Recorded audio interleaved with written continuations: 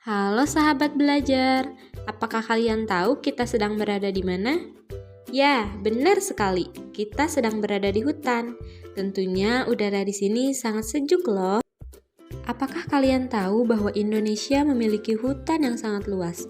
Lebih dari setengah daratan Indonesia yang sangat luas ini adalah hutan yang terdiri dari pepohonan dan tumbuh-tumbuhan. Hutan Indonesia merupakan hutan yang menduduki urutan ketiga terluas di dunia. Karena itulah, hutan Indonesia dijuluki sebagai salah satu paru-paru dunia karena luasnya hutan yang dapat menunjang kehidupan manusia dan makhluk hidup lainnya. Nah, kalian pasti bertanya-tanya, kok bisa sih hutan yang terdiri dari pepohonan dan tumbuh-tumbuhan dapat menunjang kehidupan kita di bumi? Untuk menjawab pertanyaan tersebut, yuk kita sama-sama belajar mengenai proses fotosintesis pada tumbuhan. Tentunya kalian sudah tahu, tumbuhan tidak dapat makan seperti manusia. Mereka tidak memiliki sistem pencernaan yang lengkap mulai dari mulut sampai anus seperti kita. Lalu, bagaimana cara mereka makan? Sebenarnya, tumbuhan dapat membuat makanannya sendiri dengan bantuan energi sinar matahari. Nah, proses pembuatan makanan pada tumbuhan itulah yang disebut dengan fotosintesis. Lebih jelasnya, fotosintesis adalah proses yang dilakukan oleh tumbuhan untuk menghasilkan energi atau nutrisi dengan memanfaatkan cahaya matahari. Nah, untuk dapat melakukan fotosintesis, seluruh tumbuhan membutuhkan 3 hal dasar untuk membuat makanan, yaitu air, karbon dioksida, dan cahaya matahari. Lalu, bagaimana proses tumbuhan melakukan fotosintesis?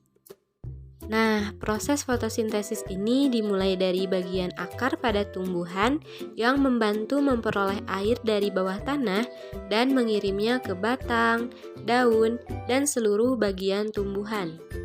Sedangkan karbon dioksida bisa didapatkan langsung dari udara, kemudian akan masuk ke dalam tumbuhan melalui lubang kecil yang terletak di bagian bawah daun yang disebut stomata. Selanjutnya, tumbuhan akan mengolah karbon dioksida dan air menggunakan mesin khusus yang hanya dimiliki oleh tumbuhan, yaitu klorofil. Klorofil akan menangkap energi dari cahaya matahari dan menggunakannya untuk mengolah air, karbon dioksida, dan cahaya menjadi gula dan oksigen. Proses itulah yang bisa kita sebut dengan fotosintesis, yang diambil dari kata foto yang berarti cahaya dan sintesis yang berarti pembentukan. Nah, fotosintesis terdiri dari 2 tahapan. Ada reaksi terang dan ada reaksi gelap. Reaksi terang membutuhkan cahaya matahari dan air untuk menghasilkan ATP, NADPH, dan gas oksigen. ATP dan NADPH yang dihasilkan tadi akan memicu reaksi gelap. Reaksi gelap akan mengubah karbon dioksida dan air menjadi glukosa. Adapun reaksi kimianya yaitu karbon dioksida dan air dengan bantuan cahaya matahari dan juga klorofil akan menghasilkan gula dan oksigen. Gula yang dihasilkan fotosintesis pada tumbuhan dapat digunakan langsung oleh tumbuhan atau bisa disimpan dalam bagian lain seperti pada buah yang sering kita konsumsi. Selain gula, proses fotosintesis juga menghasilkan gas oksigen yang akan keluar melalui stomata ke udara, kemudian kita hirup dan kita gunakan untuk bernapas. Berikut adalah faktor lingkungan yang mempengaruhi fotosintesis. Yang pertama adalah intensitas cahaya. Laju fotosintesis tinggi ketika intensitas cahaya matahari sangat banyak. Yang kedua adalah konsentrasi karbon dioksida. Semakin banyak karbon dioksida di udara, maka semakin banyak bahan yang dapat digunakan tumbuhan untuk melangsungkan fotosintesis. Yang ketiga adalah suhu. Suhu optimal yang diperlukan untuk mengaktifkan enzim-enzim yang bekerja dalam proses fotosintesis. Yang keempat adalah kadar air. Kekurangan kadar air akan menyebabkan stomata menutup sehingga akan menghambat penyerapan karbon dioksida. Yang kelima adalah kadar fotosintat atau hasil proses fotosintesis.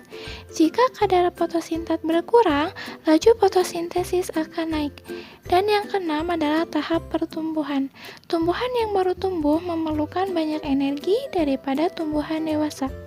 Nah, sekarang teman-teman sudah tahu kan bahwa udara yang selama ini kita hirup dan beberapa makanan yang kita konsumsi itu berasal dari tumbuhan. Oleh karena itu, yuk kita sama-sama menjaga tumbuhan yang ada di lingkungan kita ya teman-teman. Nah, itu tadi penjelasan mengenai proses fotosintesis pada tumbuhan. Terima kasih sudah menonton. Sampai jumpa di video selanjutnya ya.